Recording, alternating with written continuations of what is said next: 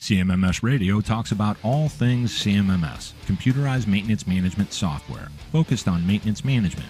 It's the people, the process, and the culture that make your CMMS journey a success. Thanks for tuning in. We are getting another journey story, and it's going to be with Steve Miller. He's the Director of Solution Engineering at CloudGin, the only fully integrated single cloud field service and asset management solution on a unified, easy-to-use platform. Steve, welcome to CMMS Radio. Hey, thanks, Greg. Thanks for having me.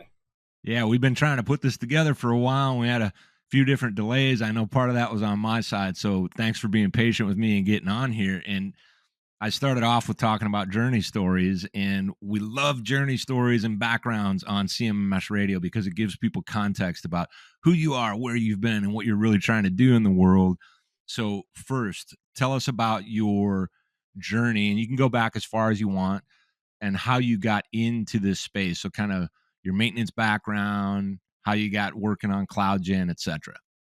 So my personal background, long time ago, I'd say in the late 90s, actually was managing data center, working for a mortgage company in the IT space, but also kind of hardware back then, right? You had to understand your equipment and not just be a programmer. And from there, ended up moving into working and supporting a maintenance and reliability consulting company, one pretty prominent one that helped bring TPM to the U.S.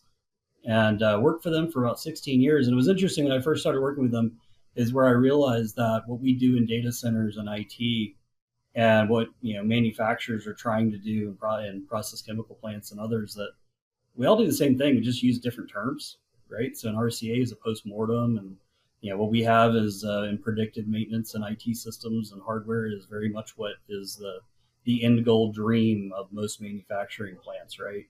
And so that really kind of got me into working with their customers more from the manufacturing side, and helping doing RCA domain analysis and putting in reliability programs. And so I really kind of grew in that space. And so I ended up with a good opportunity to learn from some extremely wise and people. I mean, individual who taught me planning and scheduling was DuPont's first master scheduler. You don't get that often, right?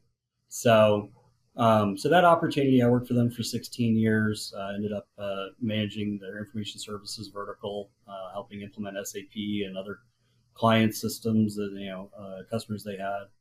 And then I shifted over and actually started working in Maximo more, right? So we had some clients that worked with Maximo, and this is back in what I call the LNG days, when LNG was kicking off in the U.S., and I was working in that space inside of the oil and gas, and worked with Maximo a lot, worked with a lot of customers, a lot of pipeline customers, power generation, even ended up working with a nuclear power plant, here recently.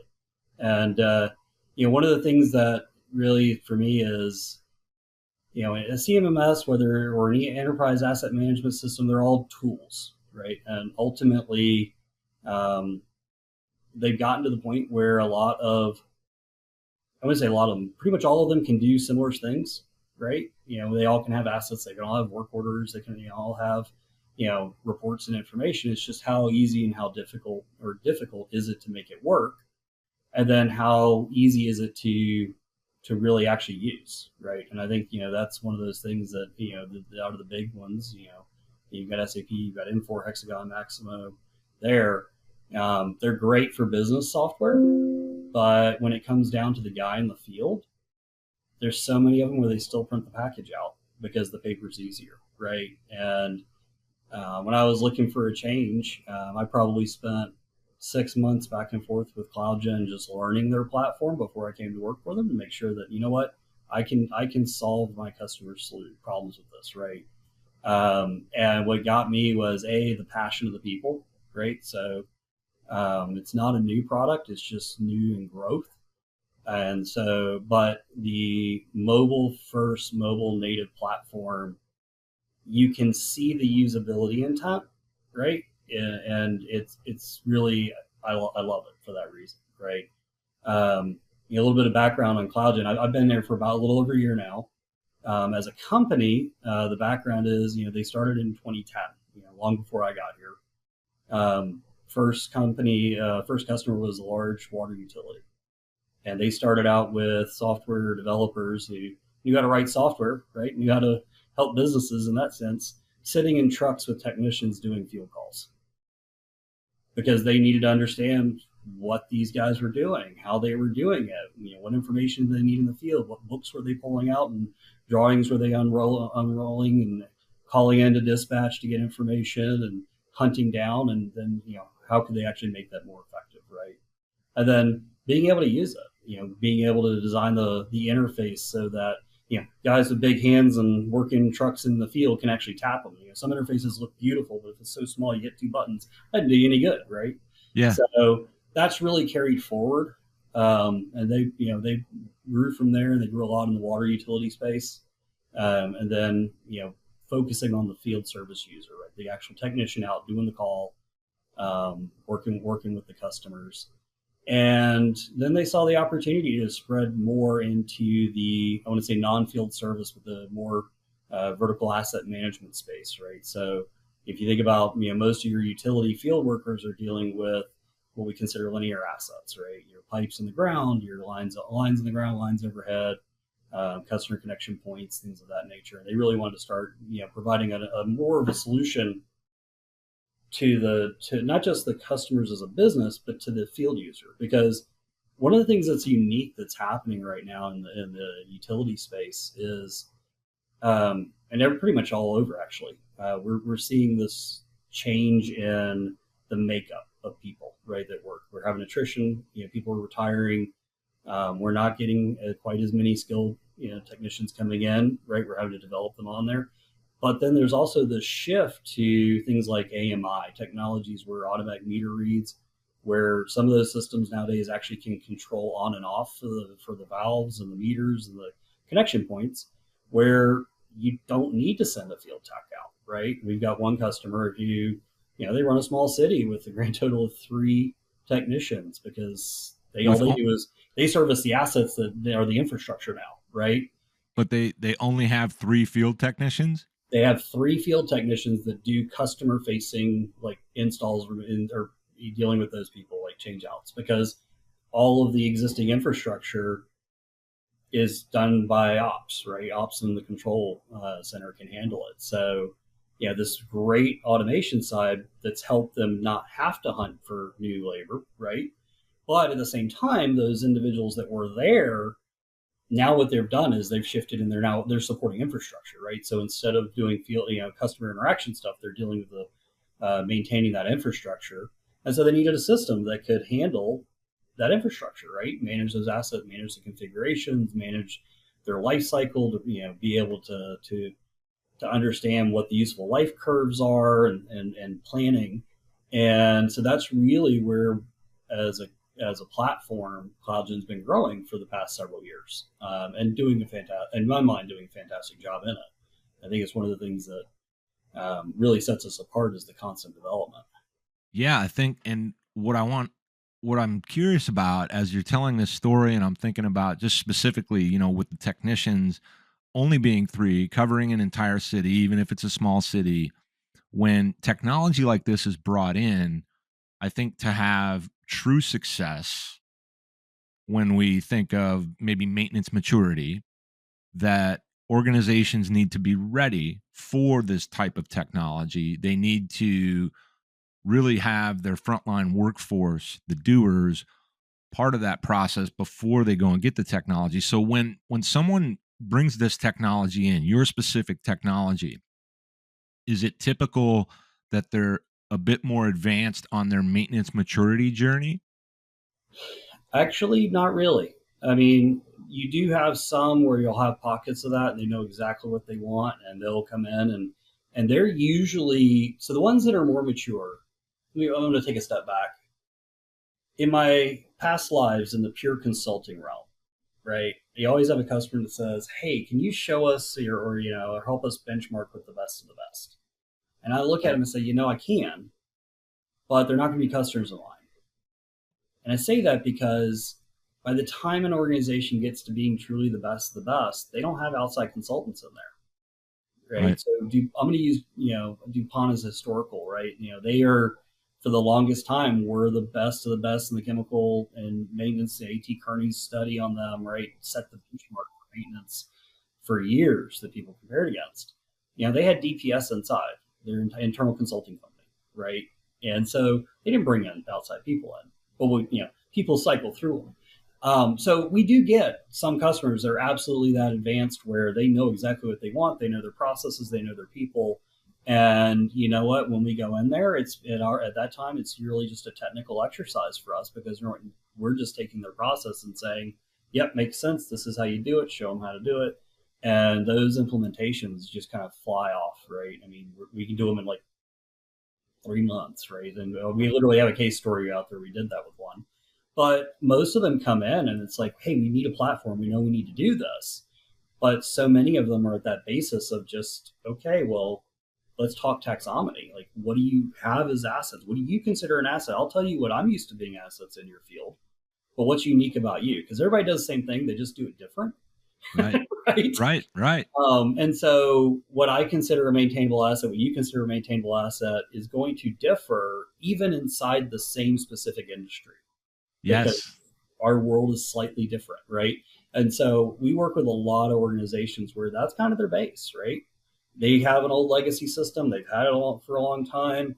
You've got to convert that over. You've got to clean it up. You've got to take that opportunity to give them the opportunity to help clean it up, right? While you build a better process. Yeah, can we stop right there, because that gave me kind of an interesting, almost like a flashback, but at the same time, for people that are in this space, maybe we're trying to look at the future and what they do next. So this idea that a lot of companies still to this day, 2024, have legacy systems in place. And, providers out there might be saying, oh, you guys just have to change. You just have to change. But here's the thing. If they've got that in place and it is actually working, and if we were to take our RCA perspectives, which I don't want to be a pretender, there's CMRPs and people that really, really get this. I'm kind of on the surface and more about having the conversations with the experts that have been there and done that real work. When they have these legacy systems in place and they are working and they are moving well as an organization, and then they find a problem that may or may not be related to the technology, it's very, I'm going to use a strong word, dangerous, to say we need to change this system, because you then have that risk of the slowdown in order to speed up later. So you have to have a really good plan, and you have to use your root cause analysis to actually look at that. Is that a fair statement, that that's the riskiest part about change? I think it is. I think so. You hit on a few things that I think are absolutely right? High risk. And actually, I had a conversation with an individual this week about how they can quantify the risks of what they're walking into. I don't view it as a risk to change the system or a risk to modernize though, right? So I think, because in the world of platform, if I put my IT hat on and ignore maintenance, reality is software does go out of date. You get vulnerabilities. It just becomes difficult and more expensive to maintain, just like any other piece of equipment, right? And when it's new, you got a nice little curve and cost curve, and then it just keeps going up. And if you're still on a mainframe, look, there's nobody born in this century that knows how to help you. Right? So, and there's few that are left that aren't retired. And so getting off old mainframes is a big deal, right? And so, it's not that they don't work. In fact, I'll be honest, from a usability standpoint, or at least an efficiency in use, people who've worked 20, 30 years in a green screen, they'll dance around that faster than you can imagine. But I think that actually leads to what I consider the biggest issue, right? I'm gonna quote a colleague of mine, and I hope he hears it because he'll smile, right? A colleague of mine that I try to keep up with from past lives. He had a great quote: "The tool will not save you." Right? I can give the best piece of software in the world, and I can implement it horribly. Who said that? A friend of mine, Alan Wormack. All right. Yeah, and I think he actually wrote a white paper, an article on it. But it's true, right? I can have the best tools in the world, but if I use them wrong, it doesn't help me. right? If I want to have an efficient maintenance process, I can do that on sticky notes. It's not as efficient, but it's effective, right? And so this is where, from an implementation methodology, I like to focus on people, process, technology. Who's doing the work? Where are they doing the work? How are they doing the work? Now let's figure out how to make it easy for them to do it. Because Yes. if I walk in and say, this is how this works, they're going to say, that's not how I work, right? And now I've got this bridge of adoption that I've got to go through. And so when you go back to the kind of efficiency piece, the conversation I was having in the hallway, at AGA was like, look, you're going down this path. Yes, you need to modernize your system, and you want to standardize on this platform, and you're 2 years into this, and you're having troubles.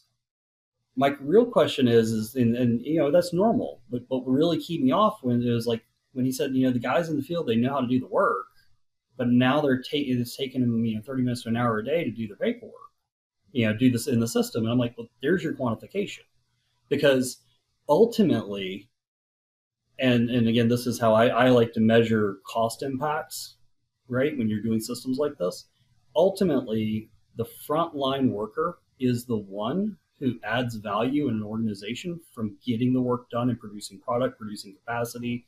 They're the ones that make the money. Every level past the frontline worker is there to support them. Everything, the supervisor makes sure they have their work lined up for the next week. The manager makes sure that everything for the next year is planned out and we can get there.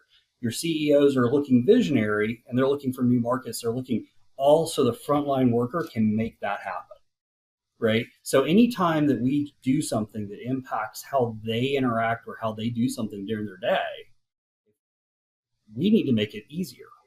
If we put something in front of them that might work great for accounting, but adds 5 minutes to their day, you literally just saved an hour of an accountant's time and added 40 hours worth of work on a maintenance crew.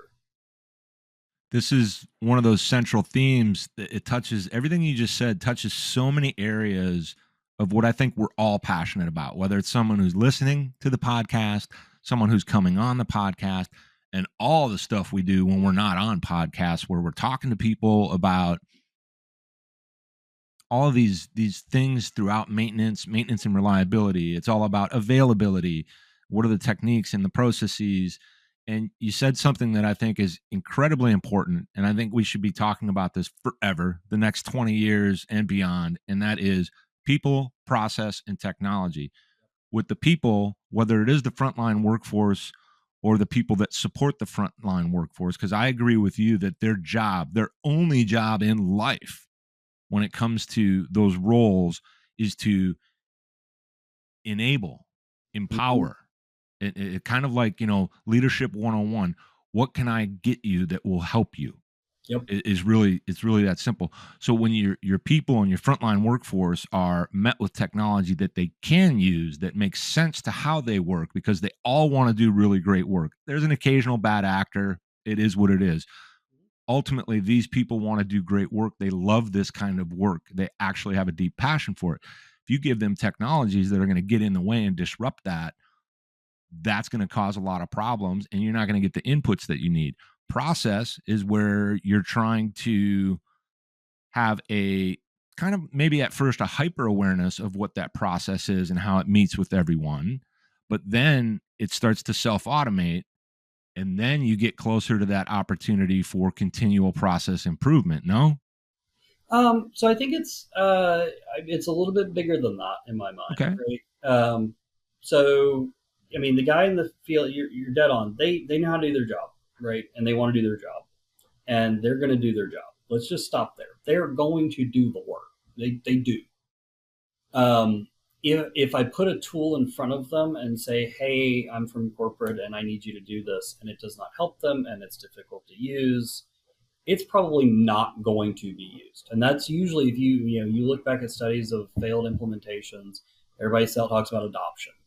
Adoption is not the failure of the guy in the field to use it. Adoption is the failure of the person who designed it, not understanding what they were trying to do with people in the field, not having that buy-in, not having that ownership, right? That's adoption is change management failure, right? And so, but really to get that to work correctly, you really need to um, put the tools in a place that makes things more efficient. They're already going to be effective because they're going to do their job. But what you want to do is make that effectiveness more efficient. So I'll give you a great example of how we can use technology in our platform to kind of do this, right? So if I think about it from again a utility space, putting light pipes in the ground, work at let's say either new installations or um, repairs, right, or issues. Having information available makes things more efficient. So let's say you've got an issue with in a normal place, if you don't have the technology behind it, and I've got somebody calling in because they're doing a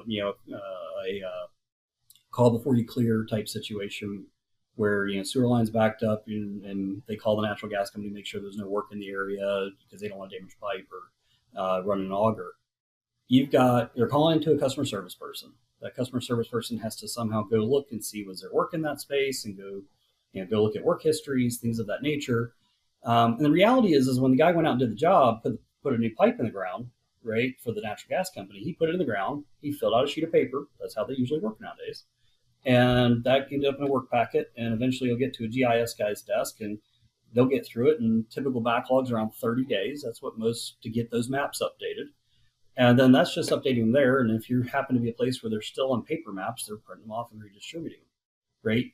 The opportunity to not know about that is pretty high, right? But you know what? If I give a guy in the field a tablet and he's completing that work order for the pipe installation, okay, then I've accelerated a little bit because now I've gotten rid of the paper. I make it digital. Now the CSR can look for work and search and maybe find it, right? Problem is the work might have been in the middle of the street and we're looking at a residential address. They might not see it. So let's take it one step further. Let's take that tablet. Let's give them the GIS maps on it. And then let's give them the ability to draw on it, right? Like on that work order, let's just let them draw the affected area for the work they did, where they've got a revision to go to GIS and said, hey, we put a new line in here. Save that, send it. That's going to go over to GIS. It's going to become a bucket of work for that admin to go through and do. But because it's all digital, I got that information. Instead of the CSR having to go look for work orders in a system, I'm going to give that CSR a map. They're going to search by the address of the caller, and it's going to take them there, right? And we'd use Google Maps to do it all the time, right? Except on the road next to them, they're going to see a red blob that says, hey, there was work done here 2 days ago. We're going to go into that. Now, fundamentally, I haven't changed what work happened, what the person did, or what anybody's doing from a process standpoint. All I did was change the technology in the process they already had. Right? Yes, so you digitized it. Well, it's digitizing, but it's digitizing in the same way they work. Right? Correct. So the drawing on the map isn't a new thing. They do that on paper today. Right? You took their existing process and you met that process so they can be just as effective as they always wanted to be. But now you've added a it's a little bit faster and it creates more accuracy, higher visibility, and it's been no more disruptive. As a matter of fact, less disruptive than what they were doing previously. Right. And so from a company standpoint, it actually reduces risk because right now the risk is those changes right now take up to 30 days to make it through to everybody, right? Whereas this is a situation where we may need to know that information right now. So we still don't have the exact information because the revision hasn't happened, it hasn't been surveyed and all that. But we've at least given enough knowledge to people to say, hey, stop, there was something. We've given visibility that there's a map change about that hasn't been processed yet. Now you can react to that in an appropriate safety manner, right? So there's an aspect there. So part of it is understanding how they work, what they do. On the process side, and I want to address, you said it kind of evolves. It does evolve, and you want to evolve and get continuous process improvement. 100% agree on that. But I think anytime you're putting this new system in place, you really have to take the time to do an end-to-end mapping, right? And if you haven't ever done this as an organization, you really do. It's not hard. It's basically a whole bunch of interconnected sidewalks. That's all it is. It's the same basic methodology that's been used for years. and value stream mapping. And so, and the reason you do that is where you create these efficiencies, and using one of the example I just gave, is that you need, when somebody needs information to do their job more efficiently, you have to back up in the process and ask, when is the earliest time I can capture it? Right? Because that map edit, the earliest time I can digitize it to get it somewhere is when the guy's sitting in the field drawing it. And if you don't do that from a process standpoint, what you're actually going to end up doing, because you'll find out that almost everything you need happens with the guy in the field, just leading into the future, you'll find as you do this, is that everything that a reliability engineer wants is coming from the field. Everything your CSR wants comes from the field. It just happens. So if you don't take the time to map out your business process and what information people are looking at, and you just do it one piece at a time, what ends up happening is you made this process better. Awesome. We go to this one. Awesome. Awesome. The guy in the field, every month, he's asked to fill something else out. That's a lot for them, right? You're going to start getting like the system's constantly changing on me. And so you can do that, but you need to do it in incremental big chunks. And so the best thing to do is upfront look at everything that you need. Where's the first place in the process I can get it? And where is it reasonable? And where am I really going to use it? And I say that because you don't want to just say, hey, capture everything. Because it's almost a sin to ask a guy in the field to capture something nobody's going to look at. And it is a sin to ask him to do it twice. Right? Yeah. So That's funny because it's one of the more common conversations in one way or another, maybe not the exact same words, where when it comes to change management of any kind, and I don't know where I sit on the scale of expertise here, but I know how frustrating it can be when there's a change that you have to adapt to, and then you adapt to that change and you find out your boss's boss's boss isn't even looking at that stuff. And it's like, what on earth am I doing? And I've experienced that. And I think it's one of the central things in these technologies when you introduce them to your team. As soon as that starts happening, these folks recognize it immediately. These are maintenance people. Yep. These are maintenance people. And you're not going to blow smoke. It just doesn't happen because they're actually hardwired to see smoke and do something about it.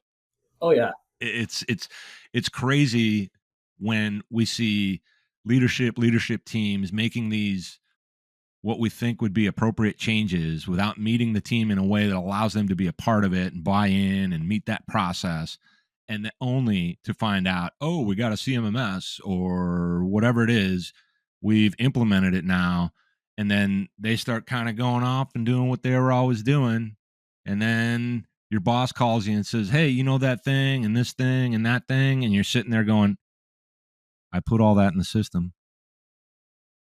Mm-hmm. Why am I doing it if you're going to keep calling me?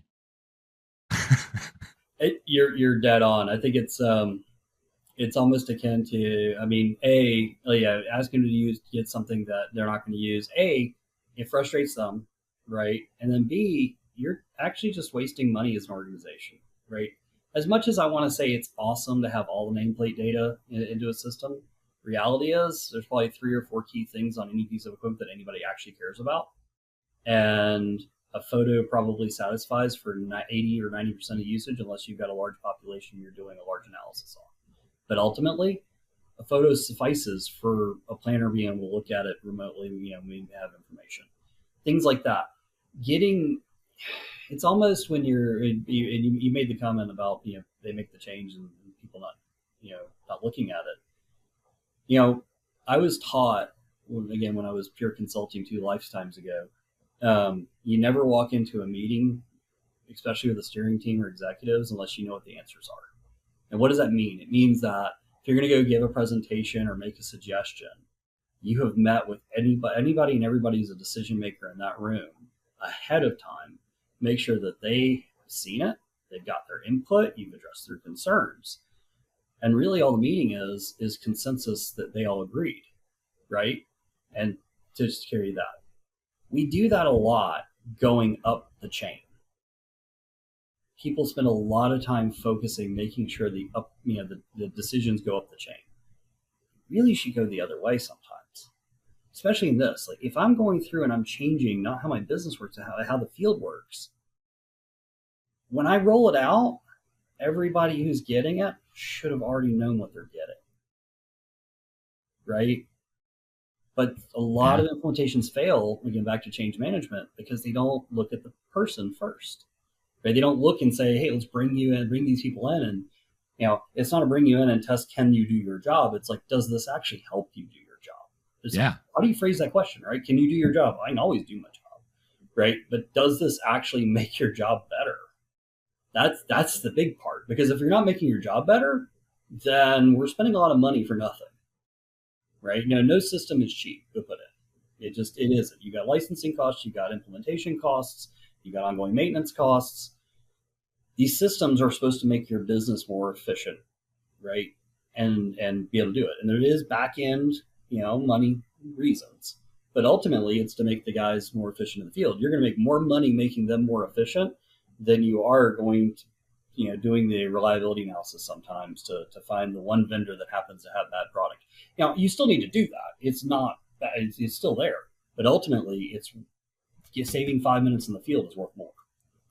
I'm curious about that part right there, considering all of your experience. I think this is a great question to have you answer. How, if we're going the other direction, let's say I'm a maintenance planner, and I've recognized that it's time for us to get a system, or we need to change from a system. And let's say we have good research, root cause analysis that the system is a problem and we have to replace it. So let's make all those assumptions.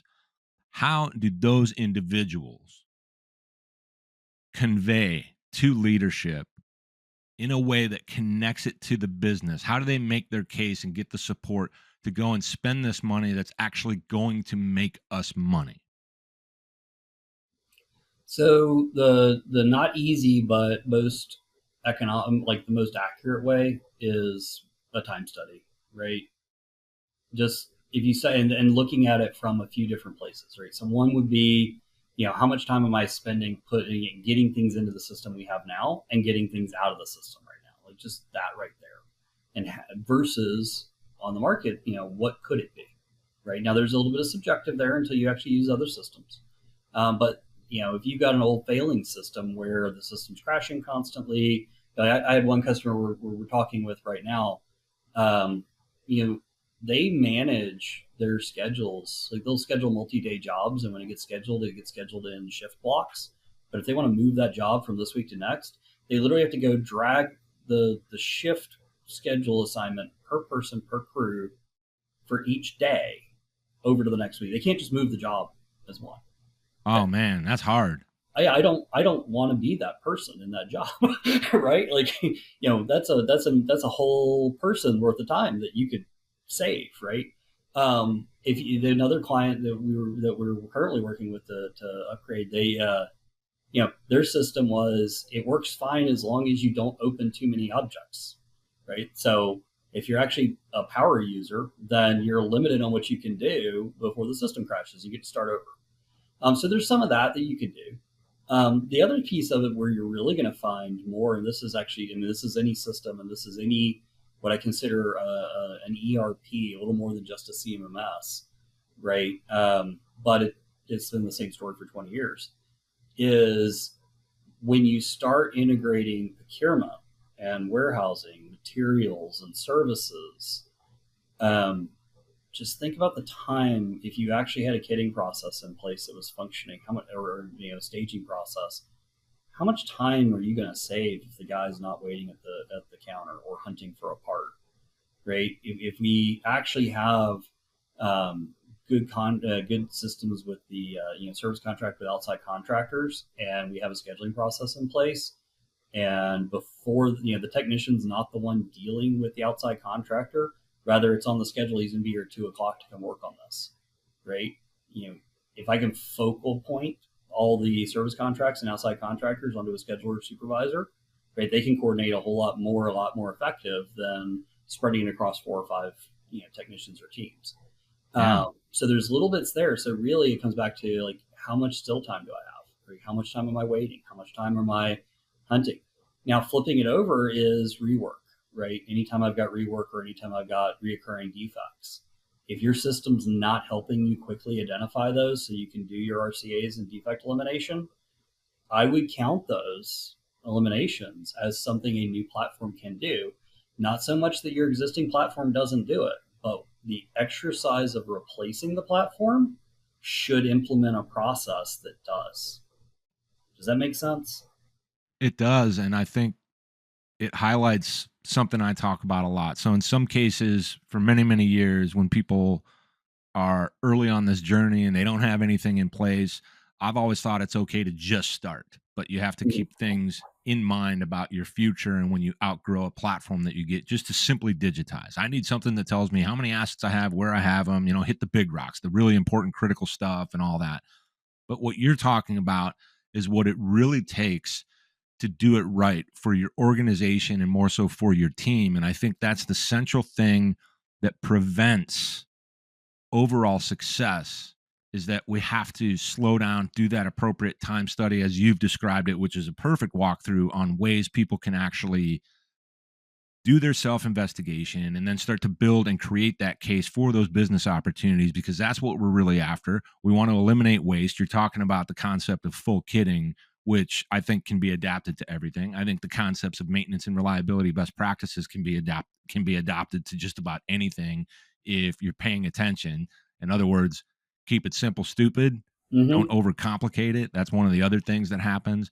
But if somebody does that work you just described, they're actually going to know something about themselves. And then anybody that's trying to help them, let's say it's a CMMS provider or otherwise, could be EAM, ERP, etc., when they're asking really good diagnostic questions instead of asking all their customers, "Oh, what's your biggest pain right now?" which Mm-hmm. is, I mean, it doesn't get anywhere. Now you've got a much higher probability of success with your CMMS or otherwise implementation. You've got a much higher probability of getting buy-in from leadership, because now all that data can be converted into their language, which is going to start to, as you climb that ladder, so to speak, right? Mm-hmm. I'm not saying above, below, but as you get to those parts of the business, they want to talk about numbers and costs. And you have to really understand, I think, that in a lot of ways, they're focused on the balance sheet and they don't see what's behind those numbers. They're moving really, really fast. They have to focus on other aspects of running the business, right? Mm-hmm. So the guy driving the ship or the gal driving the ship knows that the engine room is critically important, but they can't constantly be thinking about that.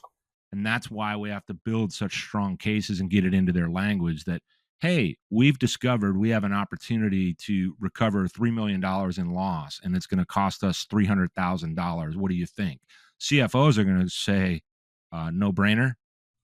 Yeah, yeah. I mean, there's a lot to hit on there. 100% agree. I think I want to back up 1 second though, right? So you said you were always, hey, we just got to get it going, right? That's not actually wrong, right? And so then the reason I say, like, you need to understand the full process, because one of the things that you don't want anything to be monolithic, right? Big bangs don't work. Let's just start there. Very few big bang implementations ever work. You want to bite the elephant off, right? You want to chunk it, right? You don't want a whole bunch of quick changes to the guy in the field, but what you want is very methodical changes, right? So that's where roadmaps come into play. You do your process, you know what your process is, and then you know it's attainable in 6 months, and you know it's attainable in the next 6 months, and the next one and the next one. And you sell to upper management, here's a 3-year roadmap, here's what we're going to do in year one, this is what you're going to get out of it. By the way, when I hand that to you, I'm expecting more investment to go to year 2 and year 3. And every year you reevaluate that, because your path will shift. Like, you'll think now, hey, I'm going to do this in 3 years. You're going to get 2 years out and you're like, we're not going to do that, because now we're relying on the data that we actually built and it's telling us to go there. Yes. Right. And that's one of the big ones. It's coming back to, if I don't have a system or I don't have a good system, it's actually really hard to quantify the value of investment from a reliability standpoint, from an increased maintenance or a skills training. It's just hard. But once you start actually capturing the data around it, then it becomes very easy. Okay, I can tell you one of the projects that I did in my lifetime that I'm probably pretty proud of, I'm really proud of, was working with a food processing plant, made carrots out in California. And one of the things that we did was we were trying to figure out where their losses were, right? They were trying to get product out the door they could sell. They were in that wonderful mythical world of they can sell anything they can make, right? So how do we make more? And what we decided to do was we replaced the operator logs. Operators have to capture the logs all day, right? They had a paper sheet. They were writing down what SKU, when they started, how many cases they packed.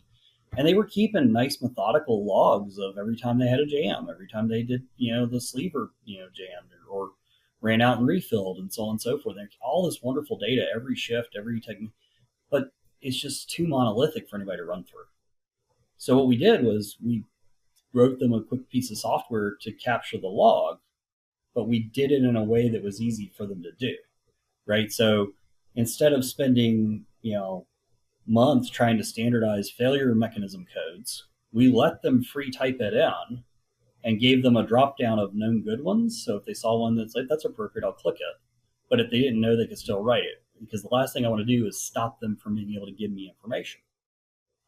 But then from a maintenance side, we looked at those op logs every day and we cleaned them up, right? And a supervisor comes in the morning or comes in the evening, they look at their previous shifts and, okay, well, that's really this type of failure, or this is this. Well, what that meant was they were getting within 12-hour real-time Paretos of the production lines, which, by the way, because we were capturing all the production information from the logs, how many SKUs, cases, the ops supervisors were able to print out their production reports without having to go through paper. So everybody's loving it because, hey, you just saved me time. And the operator is like, yeah, this is usable, right? And you're not stopping me. I can put whatever I want in here, right? And then maintenance is being able to look at that data and pull it and see real-time action.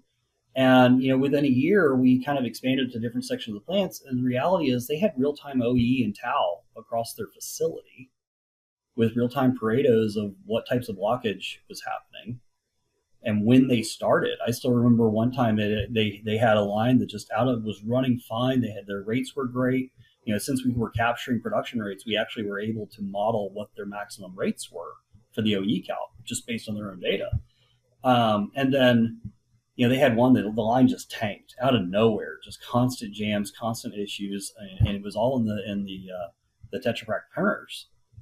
And so, and it all happened, started about a week, and took about a week for it to really show up to people like something has changed. And they started going back through those logs and found the first jam, and they started going through. And what they really found out was a buyer had sourced ink for the Tetra Pak printers from a new vendor, but didn't change the SKU and the item in the inventory. And it just happened to be that the ink that he bought was not rated for working in a refrigerated environment. And so a buyer's change over here to save a few bucks cascaded to a production line being down for a week, like just constant jamming. That's huge. They, without being able to look and see exactly when that happened, I mean, they would have figured it out on paper, but they wouldn't have figured it out in a couple of days of actual testing and trialing and doing it, being able to look at the data. When did this get introduced? Yeah. Right? So as bad as it was, it could have been much, much worse. But absolutely, since they had the visibility, that created the opportunity to mitigate the situation, which is all we're trying to do in the first place. Exactly. So I use that story because that's truly going from paper to a system, right? So your first benefit to pay for the system or justify the system is that we removed the time it takes for the people to run reports and generate reports and get that information. We made the entry easier. We made the movement of data. So we saved some money there, but now we're actually getting data we can analyze. And then based on that data is really where we're going to go make more money by doing our real defect elimination, right? Yeah. And that's one of those things is, Pareto is an overused piece, but it is the thing, right? Go get your highest value item because you will get diminishing returns, but I guarantee you, by the time they're so small it's not worth it, you're not going to get there. You'll always find something that's worth making an improvement. Yeah. And so but that's how you justify the long term. So have the long-term vision, understand what the process needs to be, understand what you can do in the first wave, justify that, use the data you gather there to justify the next one. And it always works. I've never been in a situation where they looked and said, you know what, we would have been better off with paper. Yeah. And there's a lot to process there. So what I'd like to do is move us to two other segments of Okay. the episode. So first one, I want to make sure today I got to ask you just very quickly, and I know you have to keep it kind of like on this one, you got to keep it a little bit brief and surface level, but what is Asset IQ? So Asset IQ is really it's a new portion of our platform that we're putting out there.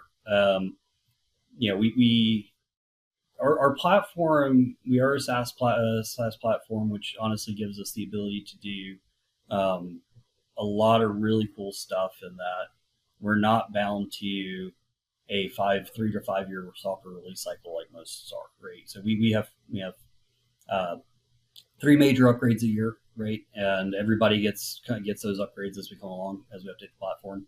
And really, it's an evolution of bringing in more of the large language modeling uh, AI into the system to support the technician, to using the information you have. I think one of the things that people see AI and they think ChatGPT or the Copilot, things of that nature. Those are all using information that's off on the web and traded data sets. We've been doing actually a lot of machine learning for years within our platform specifically around scheduling, and then also in our what we call our Visions product module, which by the way, all modules are included with all software, but can do machine learning to do pattern recognitions for meter inputs and SCADA, reading from SCADA elements and vibration, things of that nature. So what really Asset IQ is, though, is it's more being able to parse the data that you have, the work history that you have, the asset data you have, the manuals that are associated with that asset, so that the technician can quickly search, ask questions, and get reliable answers that are trained only on the data within your world that is there, so that you don't get this random thing over here that's not applicable to you. And I think Yeah. that's it's a big one, because that helps give confidence. So when we were going through development here and working with the devs, the biggest thing here is it can't be wrong, right? The last thing you want to do is ask a guy, have a guy ask it and gives a confident answer that's not right. So, I'll tell you, when you'll ask it questions, it'll say, "Hey, I don't know, but it's over in this book. Go look. Right here's the manual that's attached." But if it's confident, it'll answer. So, really what it does is that it helps make quick decisions. It helps quick data lookup. It's not just searching the files attached, things of that nature. It's using the real-time data. If you want to ask it, hey, who's the closest guy to me that can help me with this type of job, it can do that, right? Because we have in our platform, we have the telemetry of where everybody is, based on the tablets and connectivity. And we have we know who people are, what tools they have, what skills they have, right? So if you need help with doing something, who's the best person to do this? Well, Joe over here has done it 20 times in the past month. You might want to give them a call, right? So you can use basically the FaceTime connectivity within the platform to give Joe a call, ask him to walk you through something. So really, what Asset IQ is really it's assistant, right? It's the asset assistant, but it's basing off the data within your organization. Right. So that's, to me, that's what makes it different than what you see in general AI products.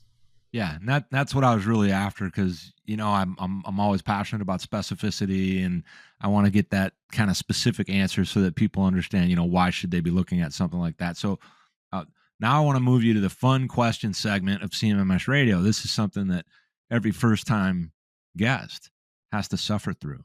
Okay. Question number 1: what is your favorite music? Oh, that's a hard one. What mood am I in? There you go. I mean, in general, everybody loves rock and roll and things, but I have a very strong passion for modern classical music that is piano and cello. All right. Just those two instruments together are just absolutely gorgeous. Nice. Nice. Next question is, what is your favorite sport or hobby? And if it's a sport, it does not have to be one that you play. It could be one that you like to watch, follow, and support.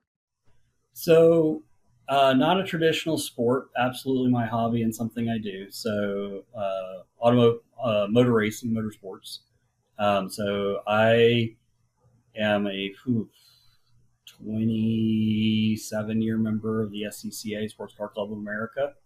I'm actually the Southeast Division time trial admin, so I'm responsible for all the time trials that we do. Some of the, a little bit of the involvement in the hill climbs. I love doing hill climbs. Done autocross for years. Used to run a junior kart program. Nice. We had arrive and drive karts and 26 kids. The last year that we did it, be able to come up and drive, learn to drive, and have fun with motorsports. And so that truly is my passion. So I have way too many cars. And I'm currently, per my wife, on a one out, one in policy. Something has to leave before another can show up. So yeah, I got that deal going over here too. And the last time I agreed to a 1 year, I'm going to keep it in the garage 1 year. That was like 5 years ago. She caught on to my last trick, which is enclosed trailers make good extra garages. That's right. Toy haulers, man. Yeah, Toy haulers. You can put a car into it, so you get one out for two in. There you go. But she stopped that. But no, yeah. So I've been auto racing for years, and that's nice. that's what our side hobby is. Although a little bit more recent, my son's gotten into mountain biking. I'm never going to be an avid mountain biker, but I'll absolutely go support it, cheer it, and love doing that. Good stuff. Now here's the big one. There are no wrong answers on this question. Oh, I can get it right. What is your philosophy, perspective, opinion on work-life balance? Probably don't do what I do. My history has been, I work hard because I enjoy what I do. And I think that the work-life balance is,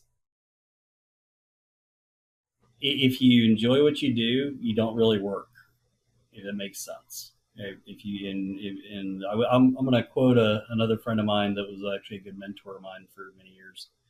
There's kind of three things from a work standpoint. It's, do you enjoy what you do? Do you enjoy who you're working with? And are you making enough money to get by? Right? Are you sustaining? Right? Because there's always more somewhere else, but and if you got two of those, you can usually figure out the third, right? But if you only got one of them, then it's probably another time to go looking, because you're not going to fight and get two more, right?